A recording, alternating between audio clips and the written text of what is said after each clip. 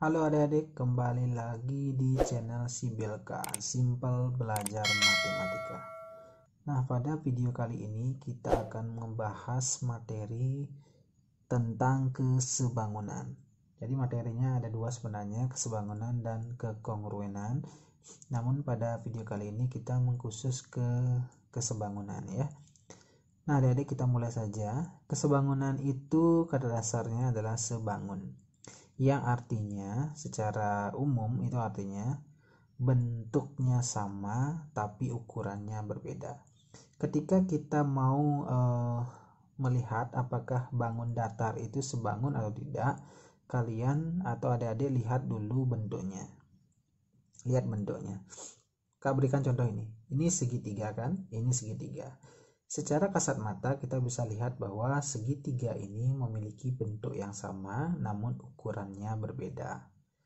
Maka ini nanti kita sebut dengan dua segitiga yang sebangun. Jadi lambang sebangun kayak gini nanti. Lambang sebangun kayak gini nanti ya. Ya, ini lambang sebangun.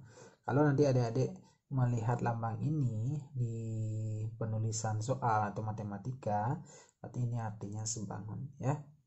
Nah, dua segitiga ini kita bisa katakan sebangun karena bentuknya sama namun ukurannya berbeda ya. Bentuknya sama namun ukurannya berbeda. Coba lihat ini juga. Bentuknya sama-sama persegi panjang namun ukurannya berbeda. Yang satu besar, yang satu kecil. Ingat, ini masih secara pengertian secara umum. Nanti kita perjelas lagi. Oke, bisa dipahami ya, bentuknya sama, ukurannya berbeda. Itulah yang disebut dengan sebangun. Oke, kita lanjutkan.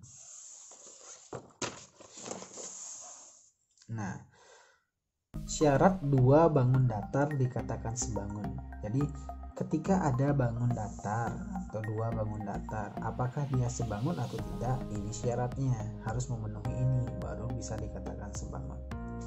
Oke. Yang pertama, sisi yang bersesuaian memiliki perbandingan yang sama. Yang kedua, sudut yang bersesuaian memiliki besar yang sama. Jadi, coba perhatikan adik-adik gambarnya. Di sini ada dua segitiga. Yang besar segitiga ABC, yang lebih kecil itu segitiga PQR. Secara kasat mata kita bisa lihat bahwa yang satu lebih besar, yang satu lebih kecil, di mana bentuknya sama. Nah, itu dah. Ketika kedua bangun ini dikatakan sebangun, berarti harus memiliki dua syarat ini. Yang pertama, sisi yang bersesuaian memiliki perbandingan yang sama. Apa maksudnya, Kak? Nah, maksudnya gini. Kak tuliskan syarat yang pertama ya. Maksudnya gini. Sisi yang bersesuaian. Cari yang bersesuaian itu yang apa ya? Yang istilahnya letaknya sama gitu ya. Ini, ada lihat. Ini bersesuaian dengan ini. Jadi sisi AB bersesuaian dengan sisi PQ. Kalaupun nanti segitiganya ini dibalik, jadi adik bisa membayangkan ya, membayangkan bahwa segitiga ini posisinya harus sama dulu. Sehingga nanti baru adik bisa gampang melihat yang bersesuaian.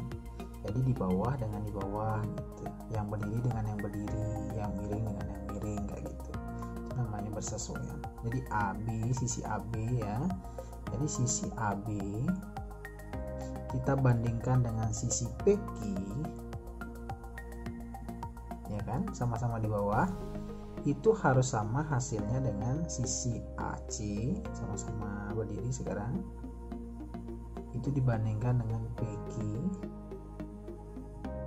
Jadi ini dengan ini ya, itu harus sama juga dengan BC, sisi miringnya BC itu kita bandingkan dengan QR. Nah, BC dengan QR sama-sama sisi miring. Nah, itulah yang disebut dengan sisi yang bersesuaian memiliki perbandingan yang sama. Jadi perbandingannya ini kayak gini, per gini ya. Jadi jawabannya harus sama nanti kayak gitu. Baru bisa dikatakan sebangun. Nah, yang kedua itu sudut yang bersesuaian harus sama besar. Jadi ini sudut A itu bersesuaian dengan yang mana? Yang ini ya, P ya. Jadi sudut A itu harus sama besar dengan sudut P. Kalau di sini 90, di sini 90 kayak gitu. Kalau sama dia. Sedangkan sudut B, sedangkan sudut ini, sudut B harus sama dengan sudut Q karena dia bersesuaian. Nah, kayak gitu. Sedangkan sudut C harus sama dengan sudut R. Harus sama dengan sudut R. Nah, itu adik-adik. Jadi syaratnya yang pertama, perbandingan sisi yang bersesuaiannya sama. Yang kedua, besar sudut yang bersesuaiannya juga sama. Gitu ya. Pahami dulu itu. Oke, baru kita coba ke contoh soalnya sekarang. Nah, ini adik-adik contoh soalnya. Jika persegi panjang ABCD, jadi yang besar ini, sebangun dengan persegi panjang PQRS, ini yang kecil, maka tentukan nilai X. Tentukan nilai X-nya. Ini yang ditanya. Jika dia sebangun, berarti memiliki perbandingan sisi yang bersesuaian sama. Ya. Jadi cara mencari X, nilai X-nya kayak gini. Jadi kita bandingkan sisi yang bersesuaian. Jadi AB ini yang diketahui besarnya, kita pakai AB ya, sisi AB. Kita bandingkan dengan ini, kita bandingkan dengan ini, PQ. Jadi AB dengan PQ akan sama dengan sisi AB yang di bawah kita bandingkan dengan ini sama dengan sisi BC. Sisi BC kita bandingkan dengan sisi QR. Nah, kenapa kita memakai itu? Ya karena kita mau mencari X. Kita harus pakai X-nya gitu. Nah, AB berapa? AB kan 10. Jadi 10 per PQ 5. Sama dengan BC 6. Sedangkan QR itu X. Yang kita carikan X-nya. Lalu adik-adik bisa sederhanakan dulu deh. Kalau bisa sederhanakan boleh. Sama-sama bagi 5, ini 2, ini 1. Selanjutnya adik-adik kali silang. 2 kali X kita dapatkan 2X.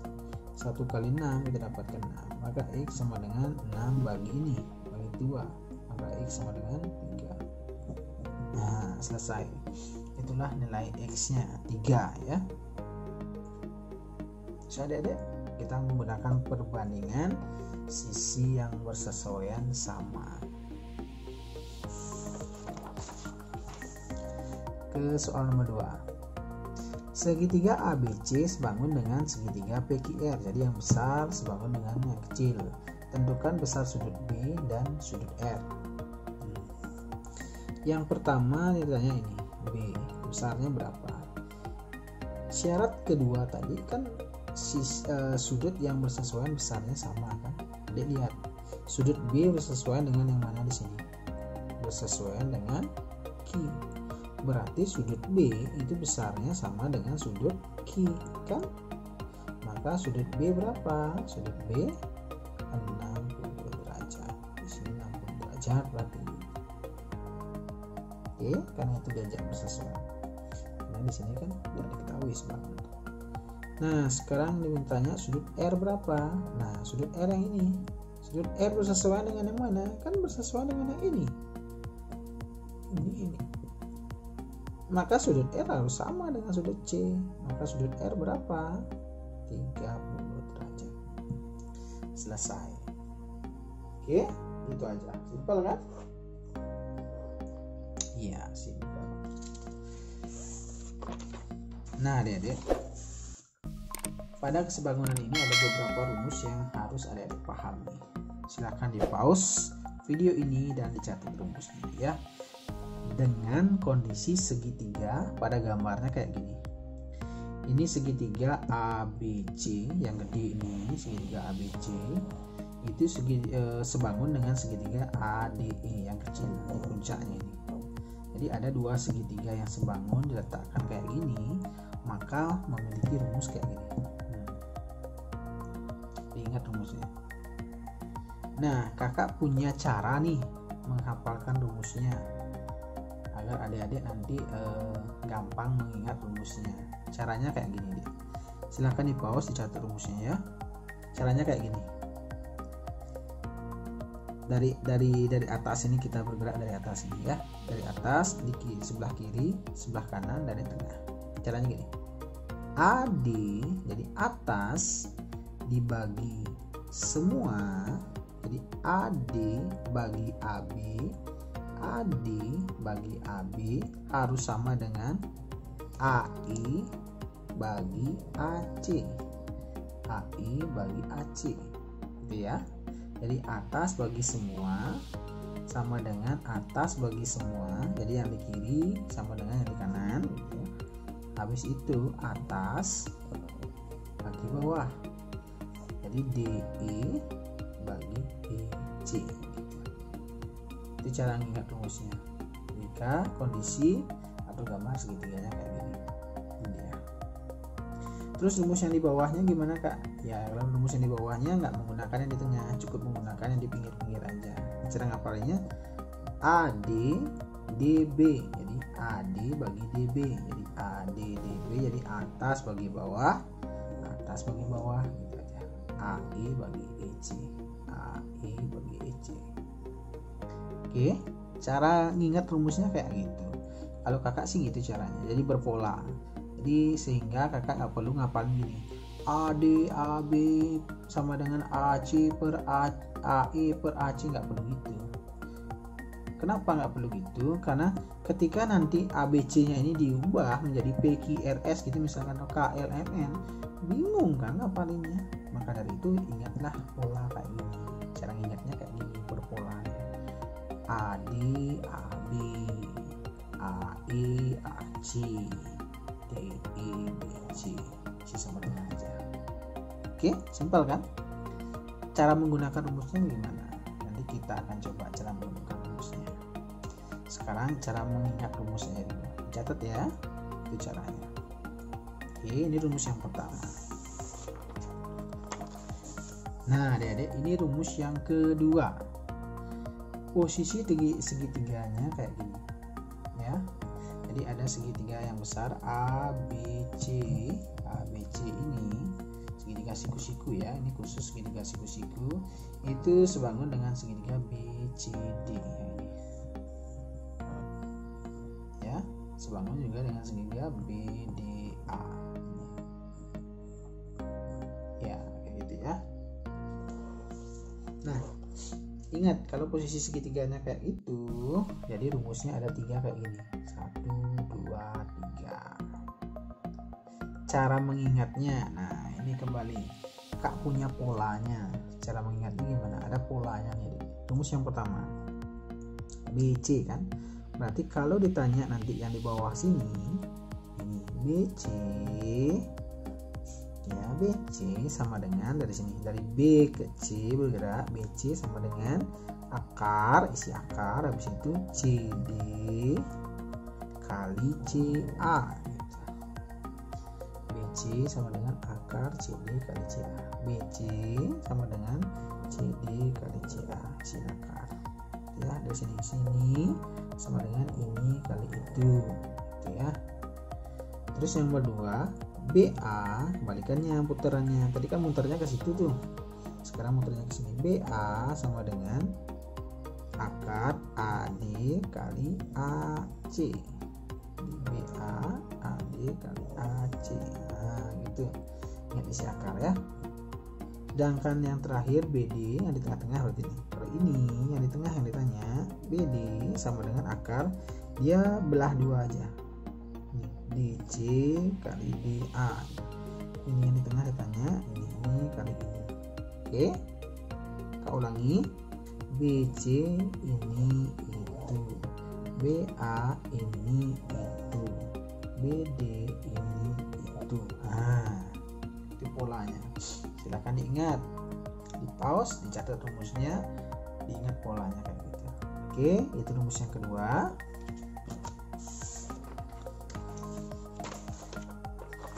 Ini rumus yang ketiga dek, rumus yang ketiga. Rumusnya sebenarnya di sini kita menggunakan prinsip dari segitiga yang sebangun ya. Cuman di sini kelihatan gambarnya adalah trapesium yang sebangun ya. Satu trapesium yang besar ini sebangun dengan trapesium yang kecil di atas ini ya. Nah, ada rumusnya. EF sama dengan BC kali AI tambah AD kali EB per AI ditambah EB. Kak, kok rumusnya kayak gitu kak? Rumit sekali. Ada juga polanya deh, cara mengingatnya. EF itu selalu yang di tengah ini ya. Ini sejajar ketiga ini. EF yang di tengah. EF akan sama dengan BC, ini BC kan, kali sini, kali ini, nah kali itu. Jadi bawah kali atas, BC kali AE, BC kali AE ditambah atas kali bawah EB. Jadi AD kali EB gitu ya. Lalu per AI ditambah EB, AI tambah EB. Jadi atas tambah bawah, itu aja. Kita ulangi. Bawah kali atas, bawah kali atas ditambah atas kali bawah per atas tambah bawah. Itu polanya. Oke, kalau nanti huruf-huruf ini diganti tidak dengan A, B, C, D, diganti dengan huruf yang lain, jadi adik-adik tidak perlu menghafal ininya, karena udah tahu polanya, bisa menuliskan rumus yang baru gitu. Oke, atas kali bawah kali atas, ini kalinya ke situ, tambah atas kali bawah, ini kalinya ke situ, sama dengan bukan sama dengan, per ya, per atas ditambah bawah, atas tambah bawah, AI tambah EB, AI tambah EB. Itu cara mengingat rumusnya. Pelan-pelan aja, di pause, dicatat rumusnya. Oke, sudah deh ya. Kita coba menjawab soalnya ya. Ini gambarnya kayak di rumus 1 tadi, rumus yang pertama tadi. Perhatikan gambar di bawah ini. Tentukan EC ya, yang ditanya ini EC ya, EC. Ini ditanya. Ini berapa gitu ya. Rumus yang kita gunakan yang pertama tadi kan ada rumus ini. Ini per ini sama dengan ini per ini sama dengan ini per itu. Kan itu rumusnya. Kalau ada yang mau tulis rumusnya kayak gini. A jadi ini per AB per AB sama dengan AI per AC sama dengan DE per BC. Nah, itu ya, itu rumusnya. Nah, rumusnya kan banyak nih, tapi kita hanya menggunakan 2 saja, yang satu kita tidak gunakan. Yang tidak diketahui jangan digunakan. Yang di sini kan nggak ada AD, di sebelah sini kan nggak ada AD sama AB-nya, berarti ini yang nggak digunakan. Berarti kita cukup gunakan rumus 2 ini aja. Ini yang nggak usah dilihat gitu ya. Pasang AE berapa? AE 16 per, sedangkan AC berapa?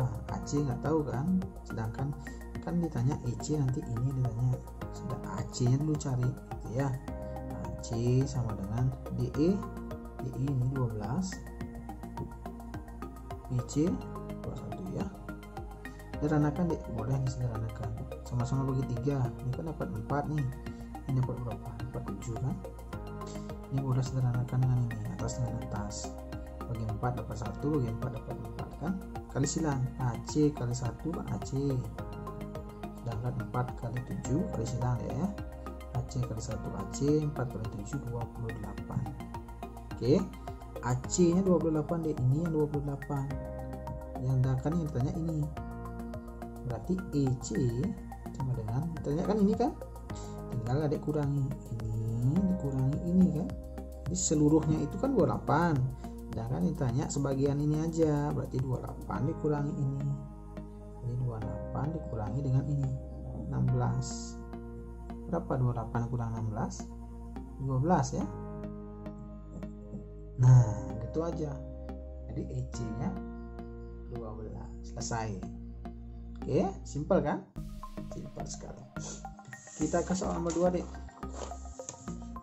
Nah ini gambarnya sama kan dengan rumus 2 tadi. Oke, yang ditanya tentukan AB. Yang ditanya AB berarti ini ya. Maka rumus yang kita gunakan adalah BA. Jadi gerakannya ke situ. Kalau di sana BC gerakannya ke sini. Ini sama dengan akar. Ingat rumusnya ya. Ini sama dengan itu AD kali itu AC. Jadi putarannya ke sini. Ini sama dengan ini kali itu. Tapi isi akar ya. Ini AD berapa AD? 9 kali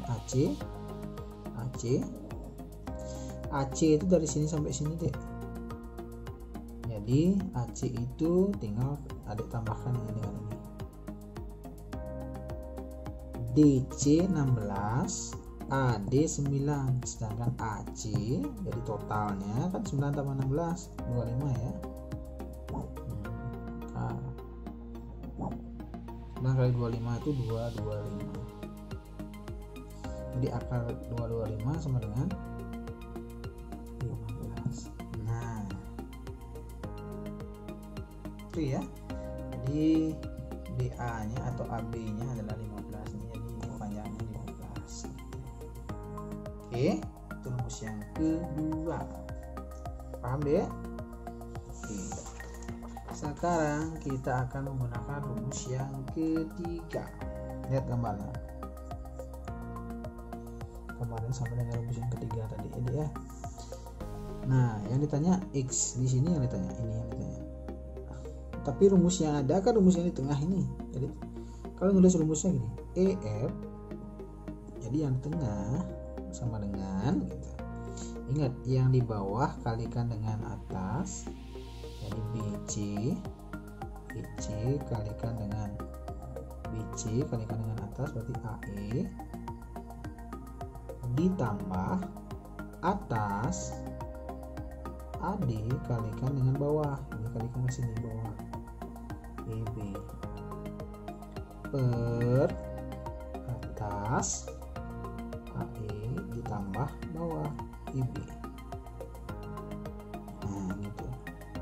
Nah EF nya kan ada 12, masukkan EF nya 12 sama dengan BC nya ini 14 kali AI nya ini X kali X ini kali ya, sedangkan ini X ditambah AD 9 kali EB 4 per X ditambah 4 ya. Ini kan AI tambah EB X ditambah 4. Oke, jadi 12 sama dengan 14 dikali X ya, kita tulis 14X ditambah 9 kali 4 itu 36. Betul 36 ya. Per X sama 4 nggak boleh, jadi tetap X tambah 4. Lalu gimana caranya? Ini kalau tidak ada per itu artinya per 1 ya. Kita kali silang sekarang. Kita kali silang. Jadi 12 itu kita harus kalikan dengan ini. Sedangkan ini kita harus kalikan dengan ini. Kali silang. Oke. 1 kali itu kan tetap itu kan. Jadi 14X ditambah 36 1 kali itu. Berapapun kali 1 pasti jawabannya itu sendiri kan. Sama dengan 12 kali itu 12 kali X tambah 4 isi kurung ya, karena dia satu kesatuan bukan bilangan sendiri. Jadi kita buka dulu kurungnya. 14X tambah 36 sama dengan 12 kali X adalah 12X kali itu tambah 48 gitu ya. Dah, kita pindahkan 12X nya bawa ke sini, kita kumpulkan sama 12X ini pindah ke situ, jadinya dari plus jadi kurang 12X ya. sama dengan ini pindah ke situ. Jadi 48 kan tetap nggak pindah. Ini pindah ke situ dari plus jadi min 36. Sekarang kita punya 14 dikurang 12 kan boleh dikurang karena sama-sama x kan. 14 kurang 12 itu sama dengan 2x. 48 kurang 36 itu sama dengan 12. Betul ya? Maka x sama dengan 12 bagi ini, bagi 2. Maka nilai x sama dengan 12 bagi 2. Nah, itu aja deh caranya. Jadi x nya sama dengan agak ribet sih memang kelihatannya, cuman simpelnya adalah kita menggunakan satu rumus, tidak perlu mengingat banyak rumus. Gunakan satu rumus untuk mengerjakan banyak soal gitu. Ya, boleh di back, diulang lagi penjelasan kakak sampai paham ya, rumusnya dicatat. Oke, kita lanjut ke soal berikutnya. Nomor 4. Kak, gimana kalau melihat soal yang tipe gini kak? Tipe gambarnya kayak itu, ada segitiga besar, ada segitiga kecil, tapi ujungnya nempel di sini. Nah, ini simple deh caranya deh. Kan ditanya BA tuh, AB, ini ditanya kan. Jadi kita bandingkan yang bersesuaian. Jadi kita cari yang bersesuaian. Jadi AB ini bersesuaian dengan yang mana? Ini bersesuaian dengan yang ini deh, sama-sama berdiri. Jadi kita bandingkan dengan DE. Jadi ini dengan ini sama dengan, nah ini dengan itu. Jadi ini bersesuaian dengan itu, ini bersesuaian dengan itu, gitu nanti ya. Jadi 2 ini AC per CD. Nah gitu dia. AB berapa? Nggak tahu, ditanya kan. Nih DE 17, AC 28, CD 14.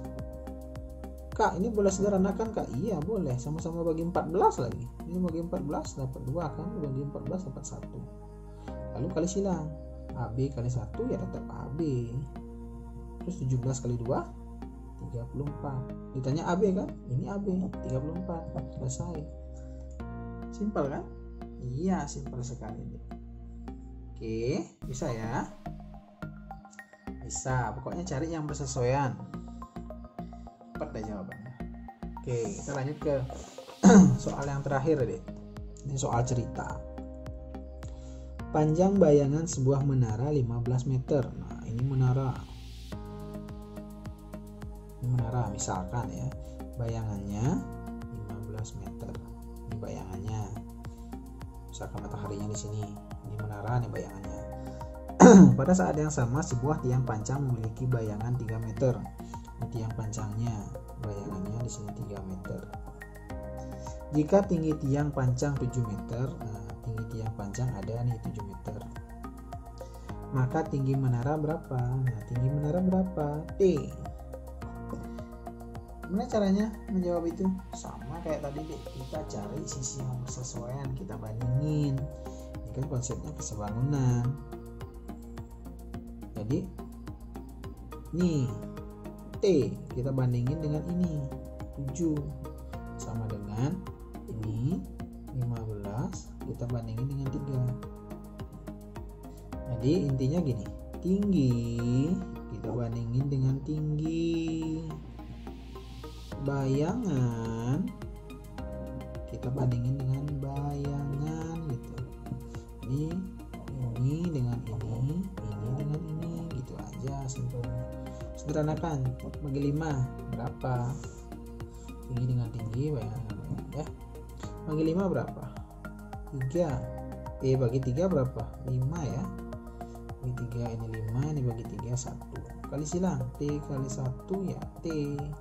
7 kali 5 ya 35. Jadi tinggi menaranya adalah 35 meter. Prinsipnya gitu, simpelnya gitu ya. Tinggi dengan tinggi, bayangan dengan bayangan, itu yang kita bandingin. Kan sebangun. Oke, gitu pembahasan materi kita terkait dengan kesebangunan.